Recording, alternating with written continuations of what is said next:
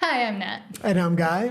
And the headlines of today are RFK gets confirmed as head of Health and Human Services, and Disney gets millions of dollars from the Department of Defense.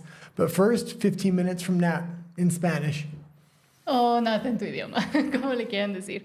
Buenas tardes. Aquí en la Ciudad de México estamos con una ráfaga de viento, entonces me da un poco de miedo que todo esto se nos caiga porque se vaya la luz o se nos vaya el internet.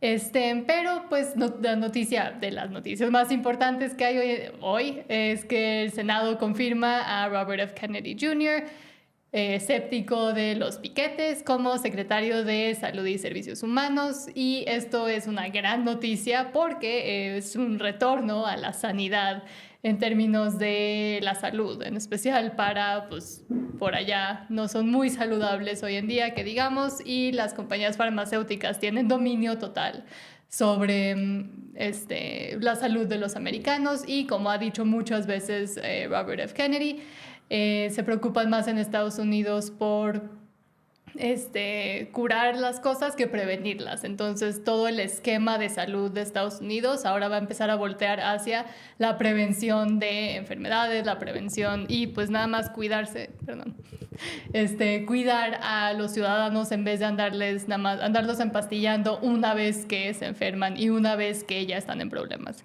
Entonces Mitch McConnell, que fue el único republicano que votó en su contra, y Linda McMahon fue también cuestionada en el Senado en una audiencia donde dijo que quería devolver la educación a los estados, y todo va en la corriente de pues todos los que traen que están detrás de Donald Trump y apoyando la administración y siendo parte ahora de la administración de Donald Trump, en donde se está tratando de quitarle básicamente el poder gigante y masivo que tiene el gobierno federal en Estados Unidos y voltearlo más bien hacia los estados, hacia lo que los ciudadanos en esos estados específicos quieren, también sobre decisiones que las mujeres hacen sobre su cuerpo, porque creo que sí, todavía no puedo decir la palabra, pero básicamente el hecho de que hayan confirmado a Robert F. Kennedy y a Tulsi Gabbard ayer es masivo, y quiere decir que muchos de los cambios que gente, por ejemplo, ayer durante el en vivo, la gente que estaba dudando si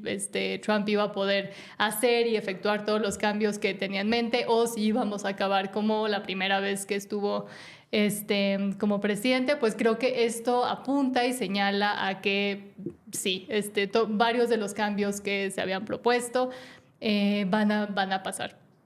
Entonces, básicamente, ya no sé en qué idioma estoy hablando. Básicamente la votación fue 52 a favor, 48 en contra, y pues Mitch McConnell, que es uno de los rhinos o republicanos solo en nombre, que quiere decir que están más alineados con pues lo que quieren, la fuerza masiva que existe detrás de el gobierno, en especial de los demócratas, está empezando a morir porque fue el único. Y pues obviamente todos los demócratas están en oposición, que da mucha risa porque Robert F. Kennedy Jr., por si no sabías, es heredero del legado de John F. Kennedy y de Robert F. Kennedy, que eran dos hermanos básicamente crearon uno de los nuevos corrientes del Partido Demócrata que duró bastante tiempo. Los dos se terminó con su vida de forma no muy grata. Probablemente, y esto es solo una opinión, el gobierno mismo tuvo algo que ver, y todos estos archivos ahora probablemente también van a salir con toda esta excavación que se está haciendo del gobierno y de varios de los secretos y cosas que han llevado escondiendo desde hace mucho tiempo. Y quiero ver qué...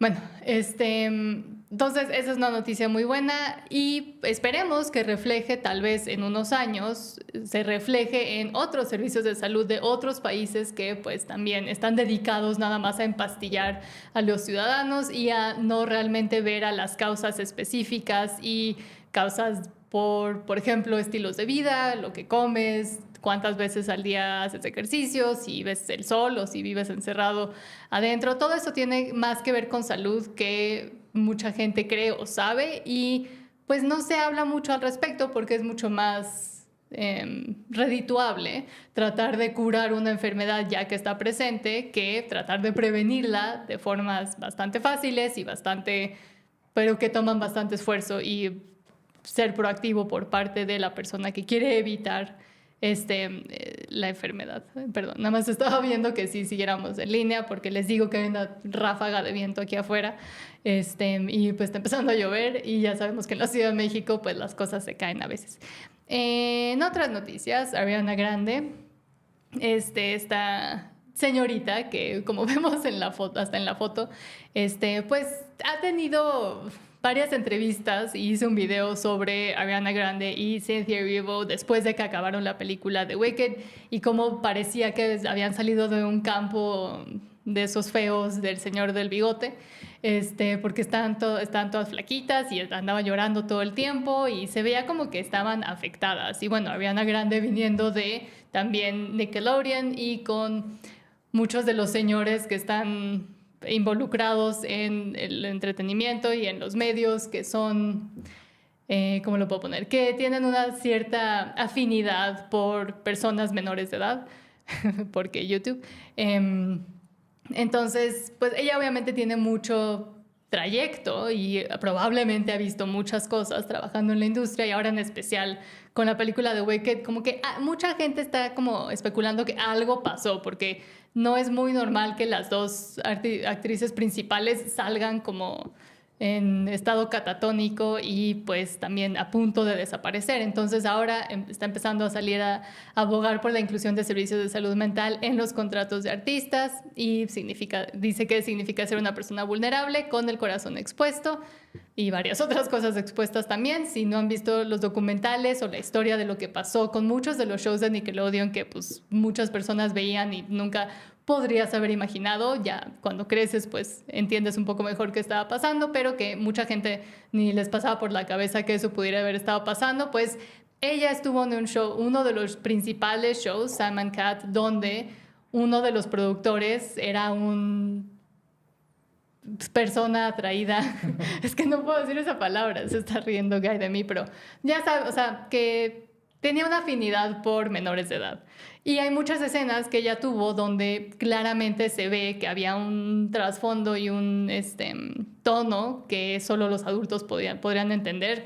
Y este señor también tenía una afinidad por los pies, hasta ahí lo voy a dejar. Pero pues ahora está saliendo a decir que debería ser parte del contrato que tienen los artistas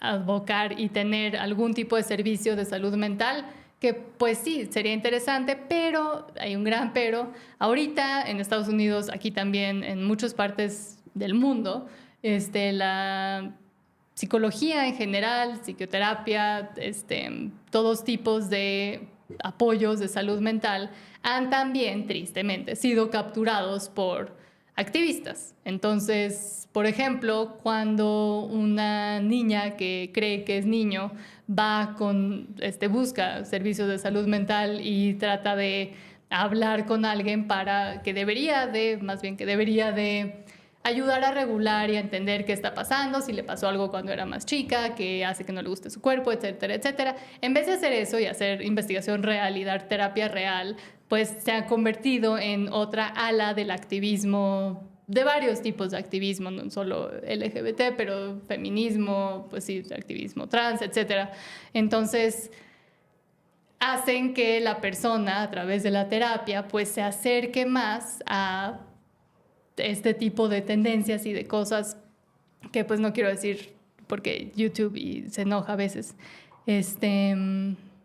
Carlos García, hola desde Ho Chi Minh, hola hasta Ho Chi Minh, y gente de Monterrey también, si hay alguien por aquí más de Monterrey, hola. Entonces el hecho de tratar de los chats a veces me distrae, pero el caso es que sí, la salud mental es importante, pero más bien la resiliencia mental también es importante y más bien yo creo que se debe de investigar realmente las personas que trabajan en estas industrias, en estos medios y pues ya que no existe el miedo y realmente poder apuntar y señalar a las personas que sí le han hecho daño a muchos artistas, cantantes, etcétera. Digo, tenemos el caso de P. Diddy, Puff Daddy o como le quieran decir. Y pues como él, yo creo que hay bastantes más que han sido protegidos y alabados durante todas sus carreras, pero que han hecho cosas asquerosas y nefastas. Y es más bien abrir la conversación también sobre eso, no importa si son personas famosas. Y pues obviamente se van a seguir tratando de tapar y cubrir, pero aunque seas fan de X, Y o Z, pues también poder ver y señalar y apuntar a las personas que están haciendo daño. Y pues hemos visto cómo terminan muchas de estas celebridades que empiezan desde que son chiquitos. Es muy difícil que termine bien su historia. Y hablando de ahora la contraparte de Nickelodeon, parece que Disney había estado siendo pagado por el gobierno de Estados Unidos más o menos 14 millones de dólares de fondos de gente que paga impuestos, contribuyentes, a una filial de Disney. O sea, sé que había una compañía que no era Disney en sí, pero más bien como un brazo que sale de Disney, llamado Buena Vista Non-Theatrical Inc. Si alguna vez han visto una película vieja de Disney, ven que a veces hay una casa productora que se llama Buena Vista, y es porque ahí es donde inició, creo que el departamento de animación de Disney, pero por eso hay muchas cosas en Disney que se llaman Buena Vista, hace alusión a pues los inicios. Pero parece que, y esto gracias a, aquí lo traducen como es el lugar del parque, pero se llama That Park Place. Si no saben quién es WDW Pro y les interesan las noticias sobre Disney, etcétera, él es parte de, o me parece que dueño de, o contribuyente principal de That Park Place, que es en donde estamos viendo este artículo, y hablan mucho sobre las verdades de Disney. Y también tienen un canal en YouTube, entonces por si necesitaban un consejo de dónde encontrar noticias reales sobre lo que pasa con Disney. Entonces parece que estaban moviendo dinero y pues no de forma muy transparente, dinero a través de la Agencia de Estados Unidos para el Desarrollo Internacional, que llevamos hablando de esto toda la semana porque han salido muchas cosas, porque justo están escarbando todos los archivos sobre USAID.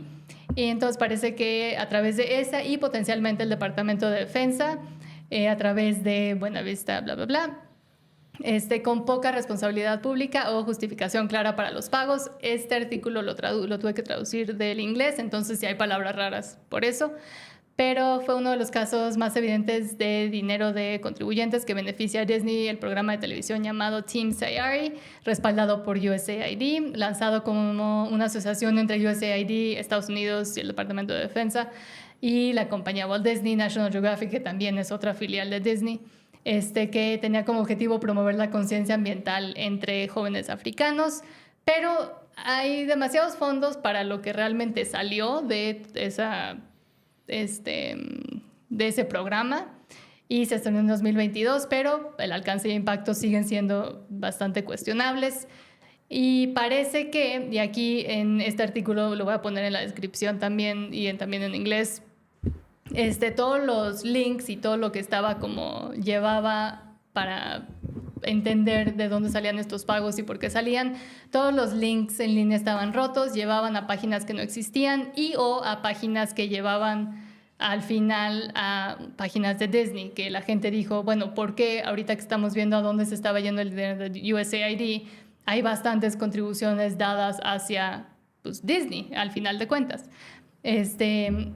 Y aquí vemos todos los pagos, donde el nombre de Buena Vista estaba dentro de las listas de pagos hechos por USAID y tal vez también por el Departamento de Defensa. Y a pesar de casi 15 millones de dólares en fondos gubernamentales, no había un registro público que detalle hacia dónde y por qué fueron esos pagos. Y podría ser, y aquí dice que para un hotel que hay especialmente para veteranos y personal militar que tiene Disney en Disney World como parte de su forma de apoyar de forma nacionalista, pero parece que no, tampoco iba por ahí.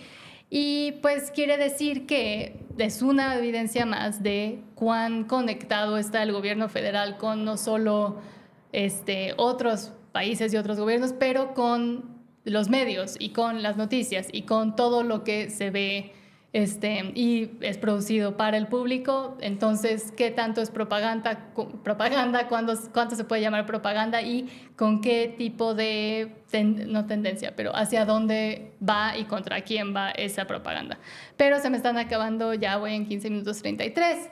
Les aviso que no va a haber video hoy porque lo estoy haciendo especial para San Valentín y va a ser básicamente sobre cómo el feminismo destruyó o mató bueno, no puedo decir esa palabra, o desvivió a San Valentín y porque hay que dejar de hacerle caso a las feministas enloquecidas.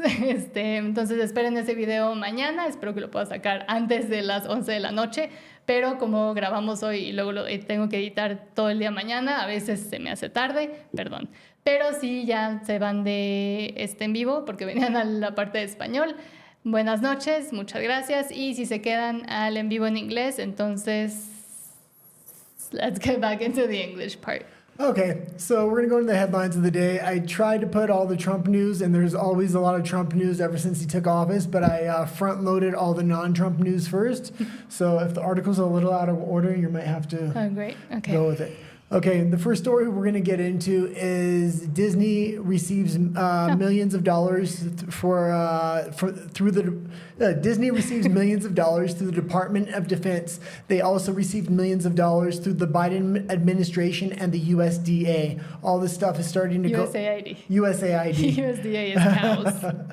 Now, we need to remember when we think of Disney, Disney actually owns a lot of news networks. They own two of the major news networks, which is ABC News and NBC News. So these are mainstream channels in the United States. So almost everybody gets this on their TVs. So that's what makes these some of the two biggest news organizations within the United States. Public broadcasting. Yeah. Do you want to continue? So yes, I just spoke about this in the Spanish one, so I guess I'm slightly more prepared now since Somebody's I've done it typing twice. on my computer. Huh? Oh, it's your computer is literally it's typing everything I'm saying. Oh. You just have to. He's not very good with technology, Oh, okay. except with lights and stuff. But computers. Oh, now it's all my notes are messed up. But continue with the story. Okay.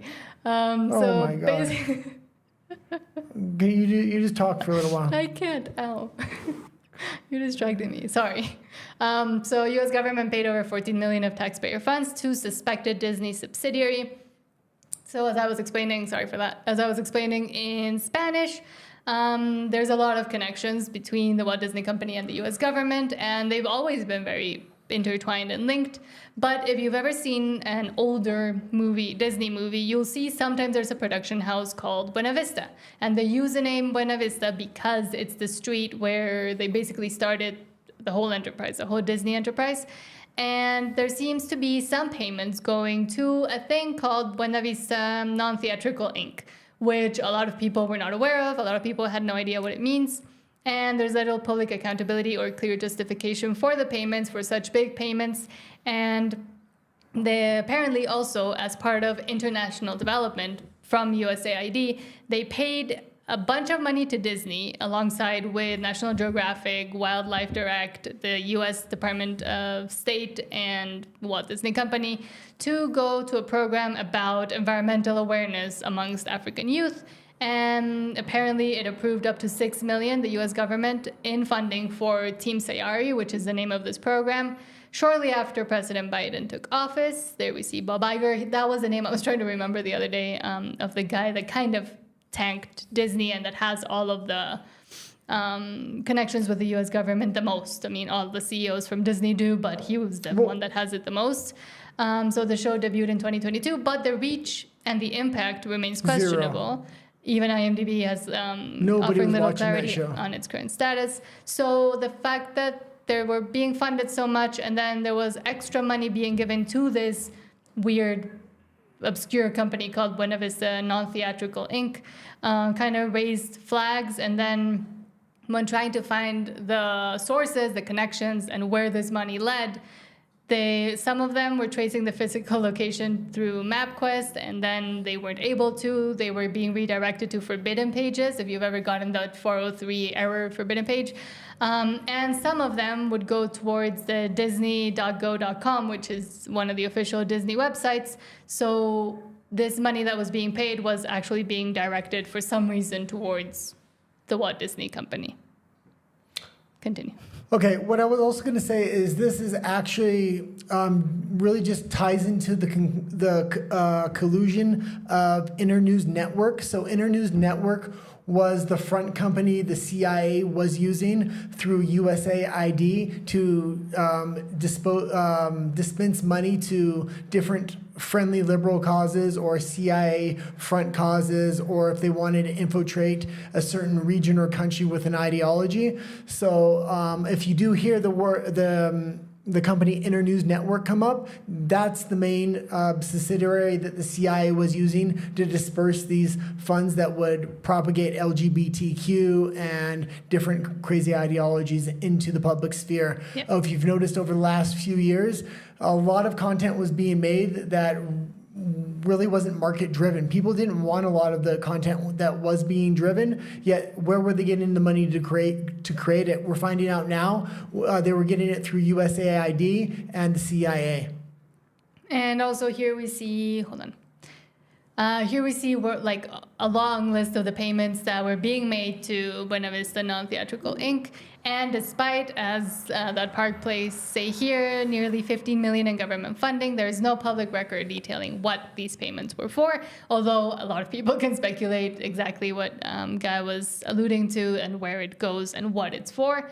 And the fact that it's kind of hidden and murky is just another way to point to what we've been talking about, I guess, for this whole week, about USAID also being used as a propaganda arm of the US government into not like other parts of the world. Not only that, but also some of them into the United States as well, even though it's supposed to be an international entity. Yeah, and I think USAID is just the first of many organizations. We're going to go into a little bit later of the people Trump was able to appoint and actually get confirmed. Most of them have already been confirmed as of now. There's just one we're waiting for, and that's Kash Patel.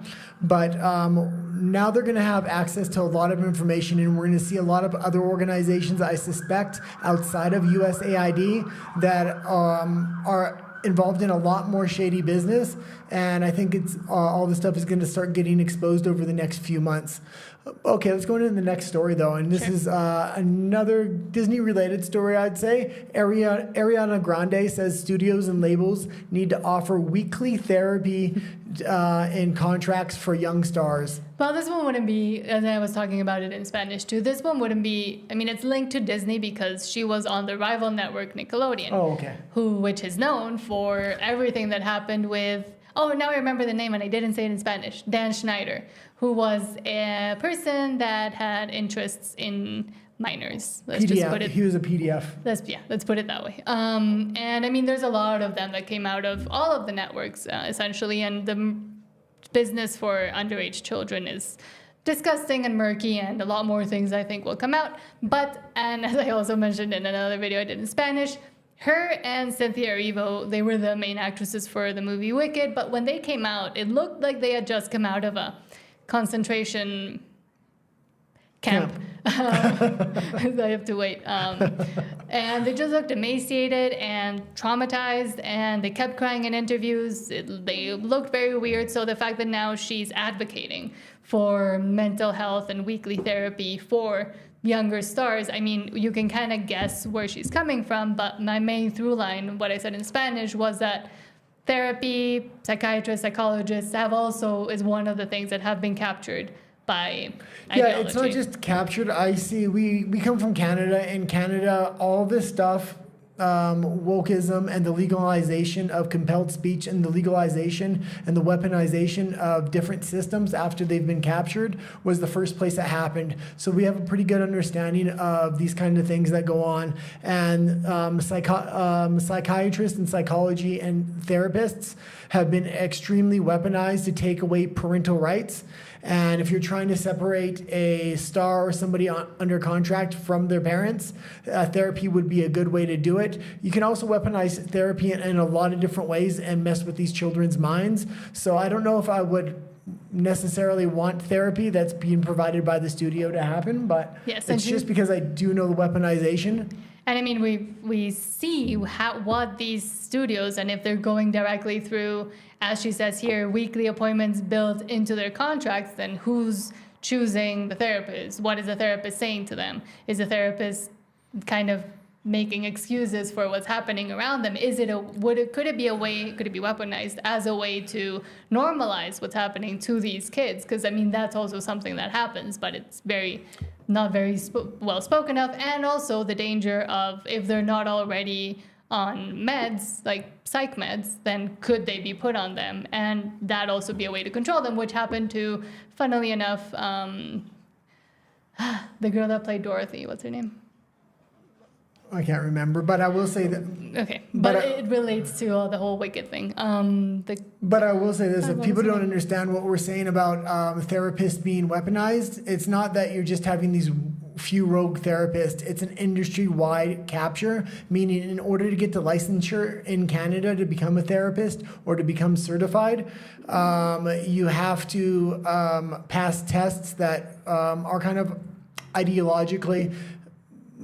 How would you say it? To make sure you're ideologically in line, meaning you can't supply conversion therapy. You're not if somebody says they're gay, you're not allowed to say, well, maybe you're just experimenting or something like that. Well, that's completely against the law in Canada. It's not. The problem with conversion therapy in Canada, which also, funnily enough, happened in Mexico, was that the bill banning conversion therapy for gay people, for homosexuals, was captured by the trans activists and made it so if any person that came to a therapist's office, young children and young teenagers especially, came to a therapist's office and said, oh, I think I might be a boy, if it's a biological girl, comes to a therapist, says, oh, I think I might be a boy, the therapist is now not allowed to say anything except affirm the fact. So it's an affirm-only model, so they can only say, okay, yes, you're a boy. They cannot help them try to figure out if something happened to them, question it. It reinforces their mental illness if it is actually mental illness. Yes, for trans specifically, because I do think horrible things have happened under conversion therapy that used to happen in the 60s and earlier in 70s, 80s. But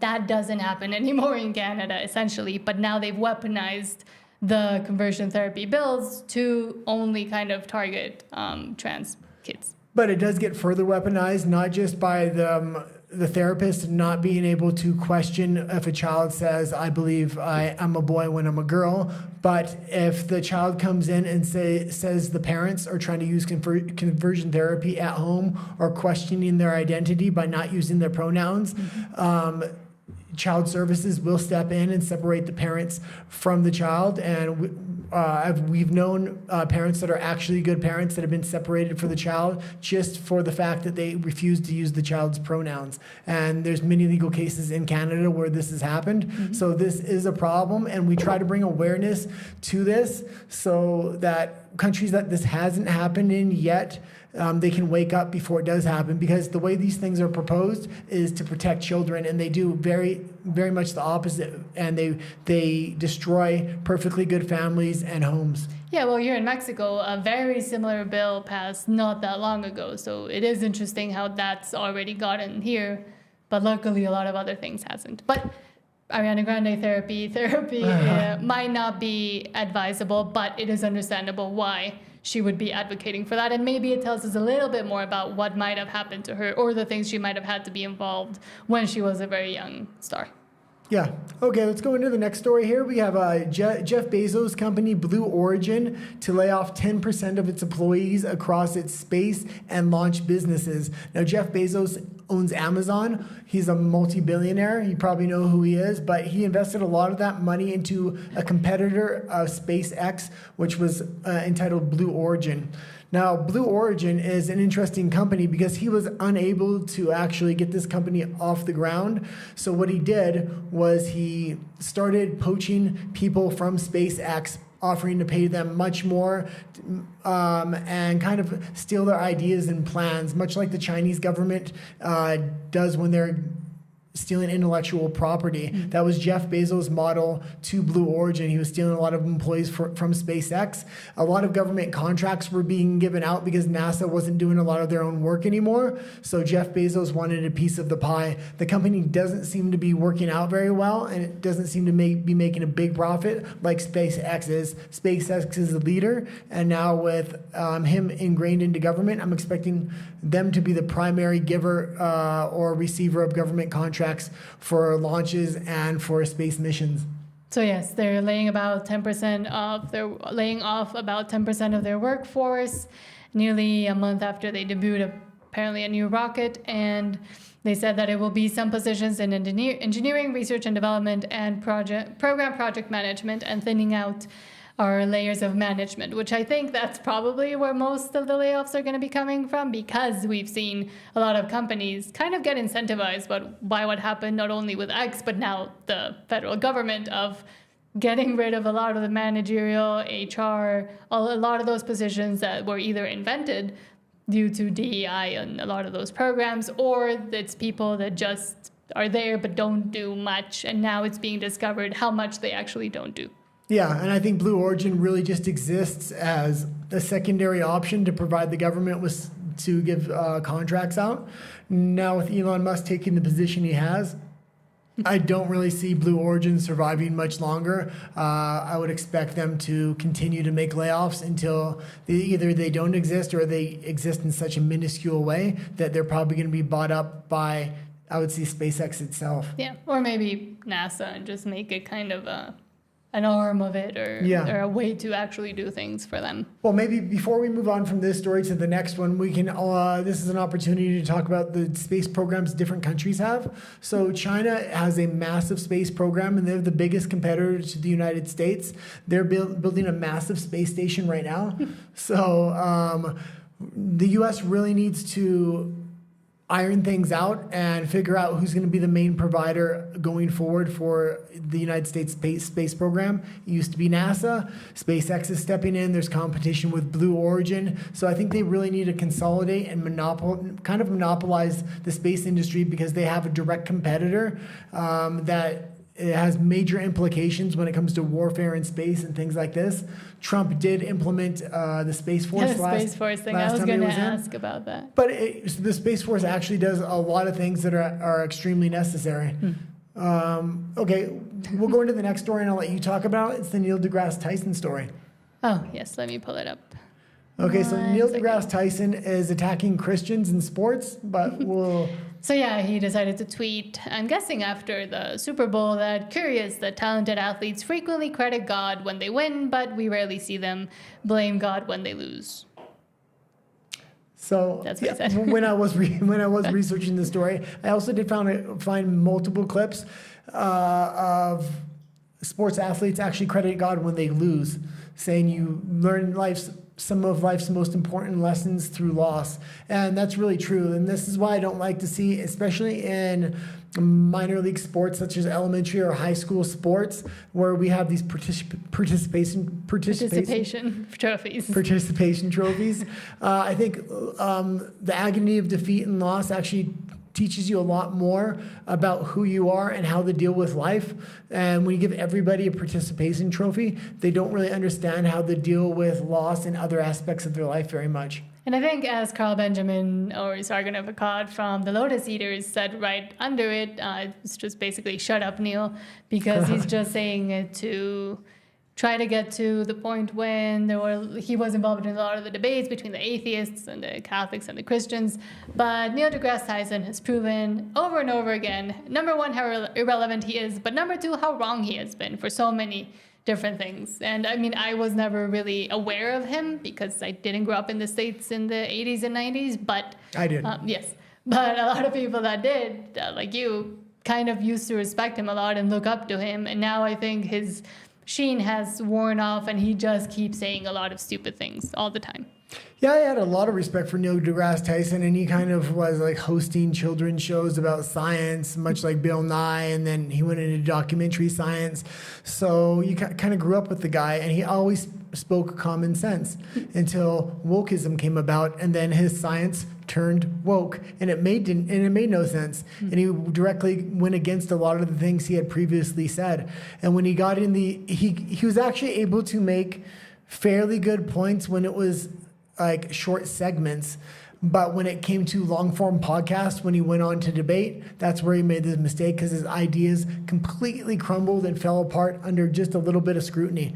Joe Rogan was a good example of this. Yeah, and he also became an advocate and an activist, as many of the lefty celebrities do, for causes they don't really even know about. So, for example, when questioned on the whole trans issue and biological men in women's sports, things like this, he was not able ever to present a coherent argument, and he would also go against the very same science that he used to preach about and respect for so long. Now he was essentially just going against everything, as Guy said, he had ever said in the past. Yeah, if I had to guess, just because he was so common sense and such a normal guy before, and all of his views changed when they had a firm scientific basis before. If I had to suspect anybody of being blackmailed and having to push this ideology to the forefront and defend it, I think they wanted to use Neil deGrasse Tyson. Either he was blackmailed or he was paid. At least that's what I would suspect. Yeah, a lot of them are probably. Oh, a lot of them are. I'm sure of it. Yes. Do you have anything else before we do go to the next story? The next story is actually my favorite story of the day. Go, because I'm trying to fix something over here. Okay, the next story is UK's farmers protest against the socialist tax grab from Parliament. They ask Keir Starmer to reconsider or postpone the changes to inheritance taxes. Now, the reason this is my favorite story of the day is because I really support all the farmers' protests that have gone on around the world. And they've kind of quieted down. A lot of them lost, some of them won. But all throughout that, I was a big supporter of the farmers' protest. I think the backbone of a country, and especially a nationalistic country, is the farmers. And this is something that's intergenerational, that from father to son, from father to son. And they're trying to strip these people's farms and properties from them when they die, so they can't hand it down to their son. Why? Because typically a farm consists of hundreds or even thousands of acres, and you're having to pay taxes on all these acres when you inherit it from your father, and you're just not able to pay that because farming has such a slim margin of profit. The land itself is the primary asset, not the actual farming they're doing. Yes. What do you have to say about and farmers' protest? We've seen it happen not only in the UK, but also France, the Netherlands. And there's this big, weird push to kind of get rid of farming and, of course, transfer it either over to the state itself or to entities that are more controlled or aligned with the state. We saw it happen in the Netherlands with them trying to use climate change as a way to take lands away from landowners that had been exactly like working the land amongst families for years and decades and some almost centuries. So some countries had put a crazy tax on cows. They were charging per fart. Yes. So they were saying this is causing carbon emissions, the farts of cows. Yes. So they were charging a certain amount per cow for their flatulence, which was absolutely insane. And it's actually, funnily enough, been proven now, but the studies keep being hidden in the documentaries and everything about what happens with cow farts, basically with methane gas emitted by cows, and how little of an impact it actually has on the environment. But nobody really knows that because the propaganda push has been climate change, cows bad, don't eat meat because it's bad. Yeah, and we're going to get into some Trump articles in a minute, but I will say this about Trump. He is going into U.S. aid and all these other agencies, and they are making major cuts. And I am in favor of most of these cuts, but there are quite a few farmers coming out now on social media. I don't know the validity of it or if they're actual farmers, but I'm going to assume they're telling the truth. And they're saying a lot of these farm programs are getting cut. And I could see that because a lot of corn and different goods that farmers do produce are subsidized through the government. That's why farmers typically choose to produce those goods in the first place. So I really hope if Trump is making mass cuts and he's not realizing these are having major effects on the farmers, that he really comes in and he starts refunding the farmers in the United States and giving these programs back. And just to, because I think we didn't really mention what it was about, but Kent farmers, which is somewhere in the UK, have taken their tractors to London in protest against changes to the inheritance tax from April 2026. Inherited agricultural assets worth more than £1 million, which were previously exempt, which means they previously didn't count them, will be liable to the tax at 20%, which is half the usual rate. And people helped organize a protest, and they're also kind of getting scared now about how the changes could make the food more reliant on food imports while damaging food security. And we've seen this also in the United States. And I was also going to mention with the whole farmers thing is that there's a lot of farmland in the United States, for example, that is owned by China. And Bill Gates. And Bill Gates. And Bill Gates is also the owner of a lot of these fake meat companies that put just essentially a bunch of additives and who knows what else into them. But it's interesting to see how they're trying to destroy one other thing that's based upon reality and real food, real things that we need to survive. And as I was talking about RFK Jr. before, how bringing back lifestyle changes and how improving your lifestyle could actually just benefit you and health overall, which benefits the country overall.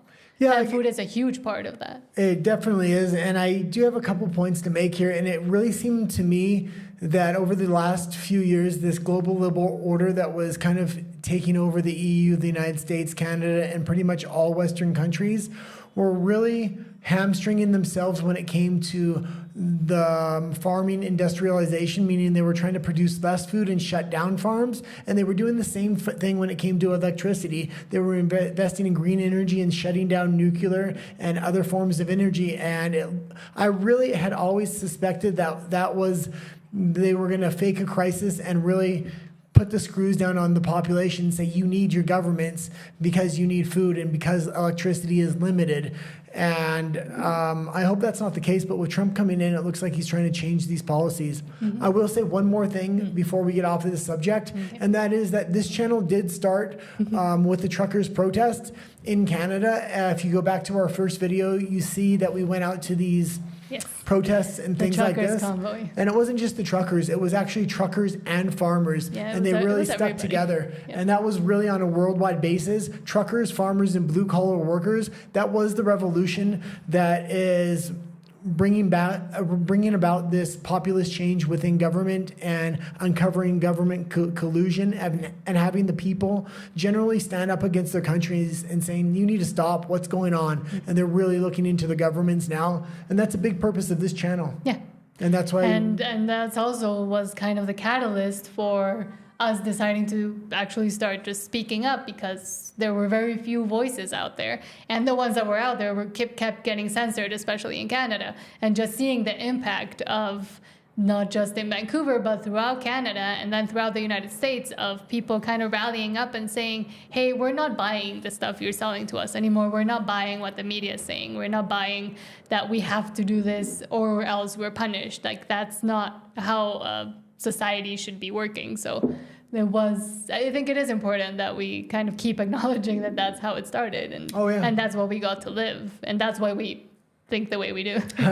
Yeah, if you do watch our first videos, we didn't even go on camera. We just did a voiceover of footage we took at the protest because we were so nervous to go on camera. So if anybody is thinking about like starting a YouTube channel and bringing local awareness to issues and things like this, or global awareness with geopolitics, every independent voice makes a huge difference. Yes. Okay, let's go into the next story. And this is, I had front-loaded all the non-Trump stories, so now we're going to get into heavy Trump and U.S. news, because every day the headlines are just Trump's doing this, Trump's doing that. But the first thing is RFK was confirmed as the head of Health and Human Services in the United States. And this is one of the huge confirmations. It was him, Tulsi Gabbard, Pam Bondi, and Kash Patel, who is expected to be confirmed next week. And if he does get confirmed, that means all of Trump's confirmations got confirmed. The most important ones, yeah. All those people had been attacked by the actual departments they're now going to head up, and they have spoken out publicly on how they're going to declassify massive amounts of information and exactly how they were going to go about that. These are comparable people. A lot of these people were lawyers, so they know how to legally go in there and declassify things in an appropriate way. Mm-hmm. And a lot of the heads of these departments are going to be able to work together. RFK was one of the confirmations that wasn't expected to get confirmed, but he did, and I'm really glad he did, because this could be a major change, not just in the health of America, but as it reforms the American health services. This is going to help other governments wake up around the world and say, wow, what's going on in America? What's going on in our country? Maybe we should emulate what's going on there, or at least investigate what's going on in our own countries. And maybe not just the governments themselves, but people seeing the changes that are able to be done once you stop looking at illness and sickness as something that you treat rather than something that you prevent, which is, I think, the main through line of what the MAHA, Make America Healthy Again movement, is all about. And that movement encompasses a lot of moms, a lot of hippies from the 60s and 70s that just eat seaweed and stuff and are vegans and vegetarians. They kind of also came through because RFK Jr. comes from, the Democratic legacy that is his family and himself, and from being an environmental lawyer for years and years and years that people don't really know about his story and all the impact he had and has been able to make.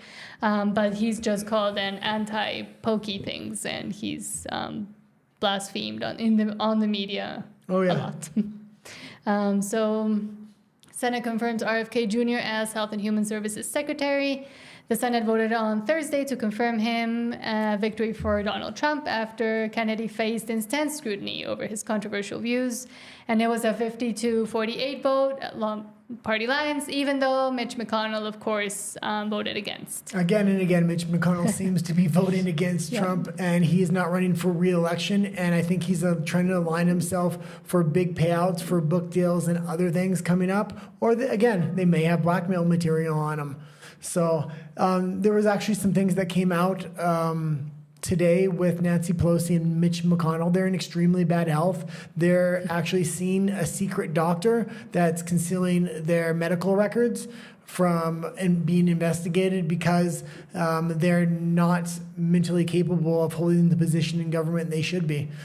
And neither was Biden at the time. And when the FBI did the investigation on Biden and the documents and they interrogated him, they had come to the same conclusion. They said he was guilty of having classified documents when he shouldn't have had them, but he was not mentally competent. Yeah. And it is incredible if you look at a lot of these U.S. politicians that have been in there for ages, how old they are. And in a lot of cases, it essentially feels like it's elder abuse. Like they're mistreating old people and they're just sticking them in there because they're afraid of what will happen if someone new comes in, and they want to maintain those positions and also all the money that they're earning as well. And a lot of it is through pharmaceutical companies and through lobbyists. The pharmaceutical companies are one of the ones that have the biggest lobbying organizations that lobby the U.S. government to get their way. And that's the way a lot of these senators, congresspeople get way more money than they're actually entitled to, or that they're actually paid. I'm thinking a big change is going to come to the United States with this USAID and all these other declassifications of all these billions of dollars of illegal money being funneled around. What you're seeing is congressmen and senators that really shouldn't be in the positions they are. And younger congressmen that are trying to come up and take their positions aren't able to do so because they're not able to fundraise in the same way. Now, a lot of people, who was going to donate to Nancy Pelosi or Mitch McConnell? The truth is, a lot of money, I believe, was being funneled through USAID and a lot of these other organizations to these established politicians so they would become unbeatable in elections because they would have millions of dollars. But then that also affects the people in general because the policies that they're passing, especially a lot of them to do with Health and Human Services and the FDA and the things that go into people's food and medicines and etc. that actually impacts them for their whole lives sometimes. The things that got approved are not on the basis of if it's good or bad for the person or the country. It's on the basis of if it's good for the congressman or the senator or whoever is in charge of that department at the time. Yeah. This next story was one of my next favorite stories, and I think it really shows how the realignment of the citizenry with the government and what Trump's actually doing. So Trump signs off on Doge to fully audit the IRS as the growing team of super geniuses enter the IRS building today. So let's... Yes, I don't know why there's no picture. President Donald Trump on Thursday threw his support behind the Department of Government Efficiency into alleged fraud and waste at the Internal Revenue Service. He has long railed against the IRS, repeatedly claiming on the 2024 campaign that the office improperly targets conservatives for political reasons. After entering office in January, the president proposed closing down the IRS and replacing it with a new External Revenue Office. The president and his allies claimed that revenue coming in from new Trump-era tariffs would sufficiently offset the loss of federal income taxes. Okay, yeah, and that being said, he's run on the promise that he wants to try to get rid of income tax. Maybe he can't get rid of it all, but if he does make major cuts, that's good. That's going to start with an audit of the IRS. But more than just that, one of the first places he went after was USAID because the amount of corruption that was there, it was going to be easy to show the general public what was going on. It was these extreme leftist causes that were being funded, like LGBTQ Storytime in Guatemala and things like this. But the IRS, nobody likes the IRS. The IRS is the one that's constantly auditing the American citizen. So it's very interesting to see the government now auditing the IRS. This is going to get almost unanimous support, or at least 90% support from the general public. Nobody in the United States likes the IRS, and the fact that they're going after the IRS and making it smaller, the general public is going to love that. So it's going to bring a lot of support and realign the general people with the government or the Trump administration. Also, this is a complete 360 from what Joe Biden was doing. Joe Biden was weaponizing the IRS against the American people. Let's not forget that he hired 90,000 IRS agents and he mandatorily made them carry a weapon and had them trained to carry a weapon. IRS agents typically hadn't carried weapons previous to that point. So it was very interesting the type of weaponization that was happening with the IRS under Biden and how now Trump is trying to dismantle the IRS. And one more thing about those 90,000 IRS agents that were trained with their weapons under the Biden administration. Do you know what happened to them? No. Trump sent them to the border. Oh. Well, they'll be slightly more useful there. So yeah, Trump sent them to the border so they could not audit the American people. And the IRS has to do with taxes, just to clarify in case nobody knows what the IRS is. Oh, but yeah. yes. You have anything to say about this? Well, I mean, the government's trying to fund everything through taxes and then tell you that it's free and tell you that it's free healthcare, free this, free that. I mean, coming from Canada, I could see how much of my paycheck was going to taxes for multiple different things and how poorly the services were actually handled and managed, and they did not work. Healthcare did not work. So a lot of people have this idea that, oh, healthcare in Canada is free. No, it's not free. It's paid by the people. Sometimes if you don't need to use it, or even if you need to use it and you can't get an appointment or see a doctor in time, I mean, it's nothing is free is my point, and everything essentially, most of it is going to be paid through taxes if they're telling you it's going to be free, or through other people's money essentially, because the government doesn't itself generate money. They take money and then redistribute it. But yes, it could be in the future. So in the future, things could be free. At least that's the plan Trump is trying to put forward, and it's a complete new paradigm he's trying to put forward. He's saying we no longer want to tax the American people.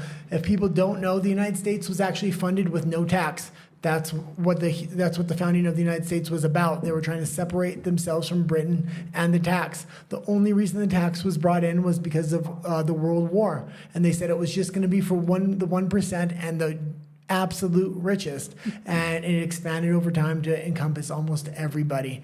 Now, the paradigm shift Trump is trying to make is he's trying to say we no longer want to tax our citizens, we want to tax other countries for our shipping lanes, for tariffs for things coming into our country. And people are trying to villainize Trump and his tariff idea, but almost every country on earth uses tariffs in a way to generate taxes. And if Trump can do this in a way that the United States was doing it before, he may not have to tax the United States people. And again, I keep talking about it, but that would be a realignment of the people with the government. Yes. So I'm very interested to see how this does work out with Trump and his idea of taxing other countries, not just on tariffs, but on shipping lanes and things like this. And I mean, there are a lot of economists, of course, just to give the other side, that say that in no way would that ever offset spending versus incoming and et cetera. But I mean, at least he's trying. And there are other ways and avenues that could also complement it that they never seem to touch upon. I'm going to make the counter argument when they're constantly saying, oh, you can never bring in enough income from tariffs or taxing other countries for shipping lanes, things of this nature. Well, you can't generate enough income from the general public. And the more you tax the general citizen, the more tension becomes between the citizenry and the government. The reason I can say this so confidently is the U.S. debt keeps going up and up and up every year. They're spending more money than they're taking in, and they know exactly how much money they're going to take in every year because the only way they take in money is through the taxation of the citizenry. So having a new paradigm or a new business model, the main way, yeah. Or a new business model of how to bring the taxes into the United States. And it's not just taxes and shipping lanes. He's talking about buying TikTok and other companies in order to generate revenue for the U.S. government.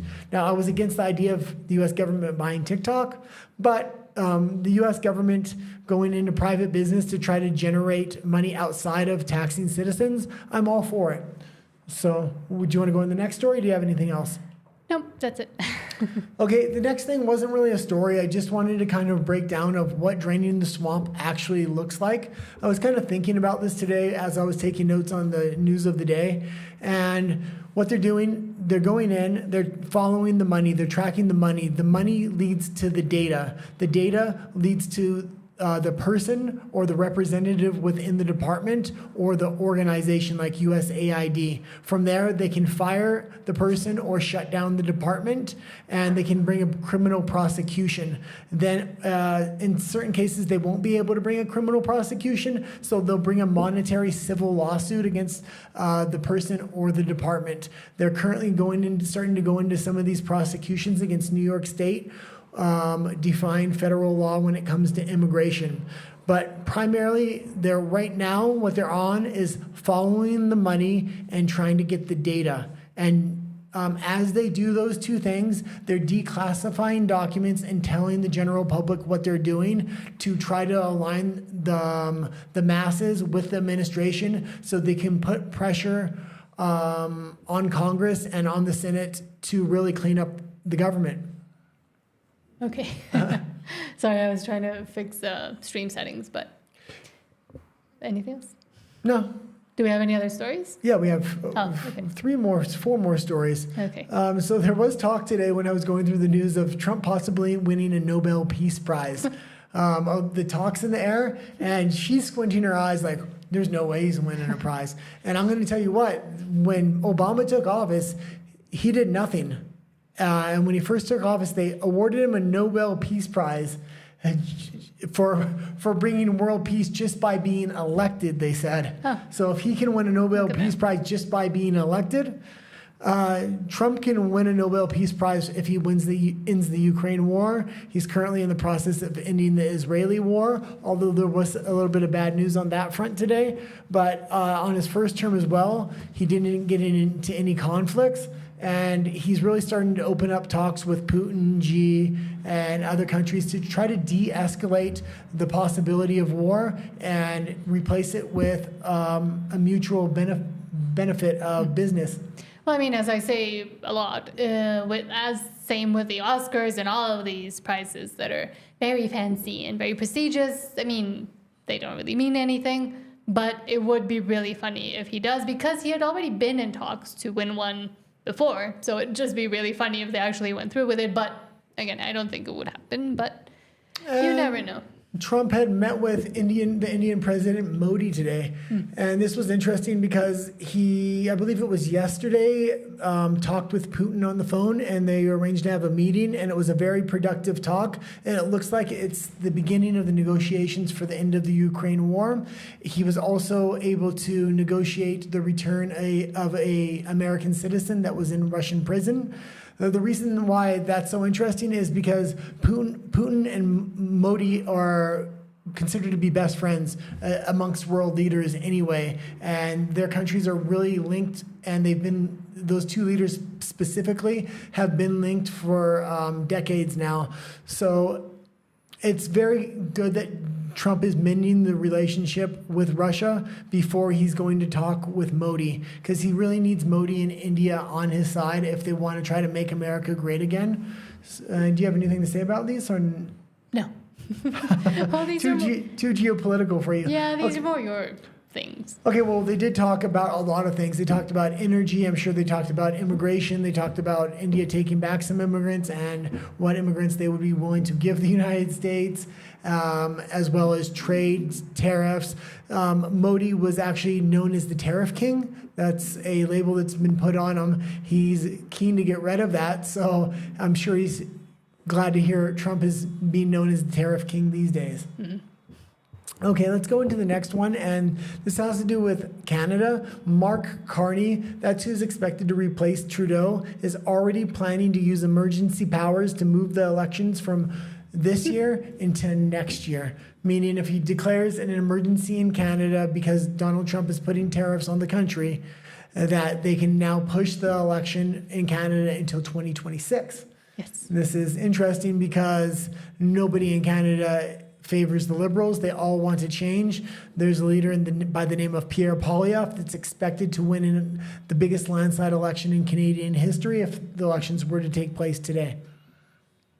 And also, government's prorogued, meaning government is completely frozen right now, and the Liberals are going to hold an election to get a new leader in, but Canada itself isn't able to do any business or even to fight back against the Trump tariff in any way, shape, or form, because Justin Trudeau has frozen the government, so they don't call an emergency election to get rid of Trudeau himself. Yes, and that's why also, and I made a video about this in Spanish, why his promises to Trump, Trudeau's promises to Trump saying, oh yes, I'll spend who knows how many, I think it was 3.1 or something billion dollars to secure the border, aren't actually true. And as we all know, he loves to lie, constantly lies, because the government is prorogued. As you said, the government is paused. Parliament is paused by Justin Trudeau because he's scared that they're going to vote him out. But this means that right now Canada can't do anything. Can't do anything for Trudeau, against Trudeau, nothing. Everything's frozen. Nobody's working. Everything's paused. And there's a lot of speculation about who's going to be the. I hate when they. Well, Mark Carney's look like he's going to be the leader of the Liberal Party, and he also looks like him and Justin Trudeau have a plan to drive Canada off a cliff and into socialism before they leave office. More so than it already is. Yeah. If they can collapse the country financially and then offer the population a UBI, universal basic income, they can now act like they're their savior. Yes. And even if a conservative government comes in and a UBI is established, there's going to be no way to take that back. And a universal basic income it sounds great. It's really the first domino of a downfall of a country, because if that universal basic income comes in, now you're going to work with price setting, you're going to work with digital currency, they're going to be able to tell you what you can and can't buy with that UBI. Mm-hmm. Okay, let's go into the last story of the day, and it's also Canada related, and it's Trump removes protections from Canada until it becomes the 51st state, or at least that's what he's saying. Yeah, Trump says Canada is a serious contender to be 51st state. They need our protection. President Trump said Thursday that Canada is a serious contender to become the 51st state, alleging America's neighbor to the north needs U.S. protection. And then he's saying that he revisited the topic while signing a memorandum ordering reciprocal tariffs in countries around the world. And he said, look, the people would pay much less tax than they're paying right now, probably true, have perfect military protection, the president said, of the prospect of Canadian annexation. You have Russian ships, you have China ships, you have Chinese ships, you have a lot of ships out there. He said, people are in danger. This is a different world today. It's a different world, but they need our protection. Yeah, I mean, this is crazy because Canada all of a sudden is finding nationalism. And the entire time I lived there, we just recently moved down to Mexico, and nobody had nationalism. It was seen that you were a racist if you were nationalistic and patriotic in Canada. Yes, because it's the pride flag, the Canadian flag, often was taken down in replace of the pride flag in government buildings. Churches were being painted in rainbow flags. The absolute insanity that had taken over Canada. Canada Day was taken away in a lot of major cities in lieu of Pride season. Well, yeah, because of colonialism, of course. If you don't know what Pride season is, it's not Pride Day, not Pride Week, not Pride Month, but Pride season. Multiple months of Pride. They've taken over summer, and now all summer is all rainbows and annoying as hell. What I'm going to say now is Canada is becoming extremely patriotic, and this is a ploy into, I believe, what's going to be UBI and socialism. At least that's what the government is trying to plan. They're campaigning against Trump himself rather than fixing Canada. Mm-hmm. And if they drive Canada off a financial cliff and have the people accept UBI, then there is going to be no option. If the Canadian people have a vote, because they're becoming so nationalistic, they're going to vote to stay within Canada, have a UBI, and live an impoverished life rather than join one of the most powerful nations in the world. And as the economic framework of Canada begins to collapse, the people in Canada, it's going to become much more appealing to become that 51st state. Mm-hmm. And I mean, right now it sounds very ridiculous, but I think that if I was still there and seeing, I mean, the state we left it in, we left Canada in, was not good at all. And I believe it's gotten even worse now, especially with Trudeau still being in there. But I believe it would look like a more and more viable option if, like, right now it seems ridiculous, but if you're there and you're in the state that you're in and you're seeing your country collapse, well, maybe joining one that's starting to become successful doesn't sound as ridiculous. And that's why a lot of Canadians are actually talking about it like it might be a possibility. Well, I still think it's slightly ridiculous, but I understand. Last time Canada had the state of emergency was when the jibby jab came up. Mm-hmm. And that whole thing absolutely stripped all basic rights from Canadian citizens. People thought they had a Charter of Rights and Freedoms, which was, they thought, like the U.S. Constitution that provided you with free speech and things of this nature. And there was a list of things, but there was a clause in there that in the case of a national emergency, all of these things could be stripped. And they were stripping people of their bank accounts, of their right to protest, of their right for free speech. They were compelling people's speech, and they did it all under the guise of a national emergency. And now we're hearing Mark Carney talk about declaring another national emergency in order to delay the election. If he does that, that means that the Canadian citizens are then again stripped of all their freedoms.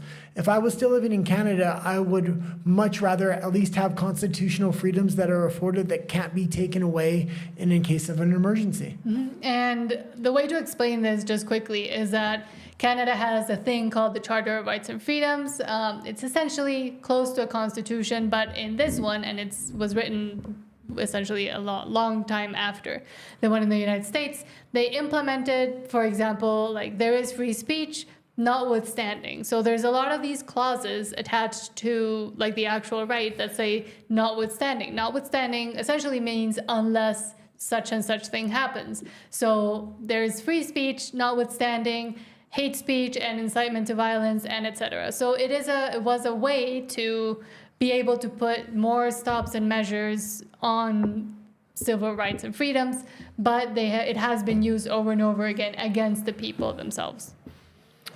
Yeah, also if there was a at least in the States, you're getting an election every 4 years. In Canada, they're calling elections at whims when they want. They're delaying elections, saying, no, the citizens can't have an election because we're going to declare a state of national emergency, even though there is not a justified reason to declare emergency. You're saying, what, Trump is putting a tariff on Canada? That's going to be an emergency? Well, you're the one that froze Canadian Parliament, so you can't deal with the fact that there's a tariff on Canada. So you're creating the national emergency to strip Canadians of their rights and freedoms. And a lot of other places that have parliamentary systems are very similar to Canada. And we've seen what happened in the UK with freedom of speech and everything else right now. People are being jailed for memes on Facebook and things like this. Yeah, and police just show up at your door and say, hey, did you post this? And then that's hate speech. Take you and handcuff you, yeah. So thousands of people in the UK. A lot of people aren't aware of this because media organizations within the UK are not allowed to talk about people being arrested and thrown in jail for hate speech online or for memes online. So it's up to the international community like me and Nat and other people that run YouTube stations to shine a light on what's going on in the UK and in places like Canada. And in Canada, yes. And especially for us coming from Canada, a lot of the things we say sound ridiculous and sound almost unbelievable, but I mean, we lived it, and we also have a bunch of proof because we were filming and talking about things back then. But it does taint your vision of a country that maybe you thought you knew, but once you hear these things, you become flabbergasted and say there's no way that it's true, but it is true. Well, the government in Canada specifically is able to hide a lot of their lies because they're able to put non-disclosure on what's going on in court cases. So if somebody in the press talks about a court case, they can be arrested for even speaking about that court case. So if there's anything high profile that's going to shine a light on a certain subject matter, then the government just says, oh, you're not allowed to report on that, and you can be arrested for that. Yeah. When in the States, it's not like that. Yes. So, okay, I think that's it for today. Do you have anything else? No. Hopefully I'll have a video in Spanish coming out tomorrow for Valentine's Day. Gotta work on it now. But if you reached the end, thank you so much for watching. Thank you so much for thank you so much for staying till the end. And the video is going to be about how feminism destroyed Valentine's Day. Yes. Okay. Adios. If you're interested. Buenas noches. Hasta luego.